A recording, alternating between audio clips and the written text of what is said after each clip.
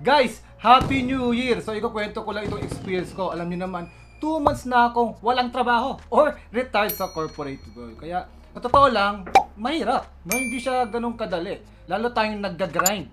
So, wala na yung sinasabi nila na you will play all the time. Hindi naman. No? Pero, ang kinaiba lang, mas gusto yung ginagawa natin.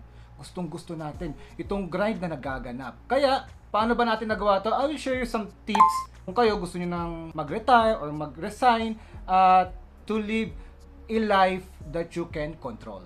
So, una sa lahat, emergency funds. Kailangan yan bago kayo mag-retire or mag-resign. Kasi kami, nag-compute muna kami kung magkano ba yung funds namin. Or sabihin natin, tatagal. Sabihin natin na hindi mag-workout yung grind namin, palugi mga investment ko. So, kailangan computado yun. So, kami, nag-compute kami, chinek namin. At around 4 months, kung wala pa talagang kikitain, then, unretire tayo parang boksingero. Ganun lang kadali.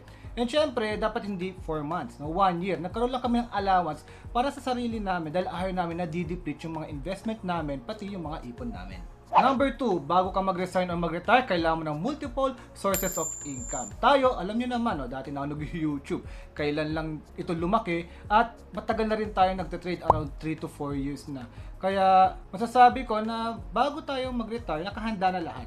And syempre yung skills na nakuha ko doon, naidamay ko sa mga NFT games. Kaya kayo, kung magre-retire kayo or magre-resign, make sure na meron kayong small business or nagte-trade kayo or yung tipong halos close na yung grind mo sa sinasahod mo. Number 3, backup plan. Kailangan nyo yan. Kayo maniniwala sa mga all-in or sure ball. Kailangan lagi kayong may backup plan in case na may mangyari. Hindi lang sa'yo, sa family mo, or doon sa grind mo. Kailangan meron kang backup plan. Kami, yung backup plan namin, maliban doon sa mga iba't ibang grind namin kasi kalat naman yung investment ko, yung portfolio ko. Even my wife has a business and a financial advisor. Kaya marami kayong backup plan in case this doesn't work. And last but not the least, kailangan dedicated ka sa ginagawa mo. Sabi nga ng kaibigan ko si JL, maraming gustong maging Michael Jordan, pero walang gustong gawin ko ng ginagawa ni Michael Jordan off the game. Yung tipong practice siya everyday. Parang sila Kobe, no? 3 AM nagpa-practice sa gym para lang gumaling ng gumaling. So, kailangan dedicated ka sa craft mo. Hindi pwede yung half-hearted ka tapos sasabak ka sa wild. Nako, mamamatay ka dyan sa wild pag gano'n. Kailangan fully dedicated ka sa gagawin mo, alam mo lahat ng pasikot-sikot, or kung di mo pa alam yung mga pasikot-sikot, make sure na pinag-aaralan mo siya along the way. Kasi once na mapanghinaan ka ng loob, as I've experienced, talagang masakit yun. At yung iba, close to giving up na yon. Pero ako, dahil medyo nakuha na natin yung tibay ng loob, konti lang.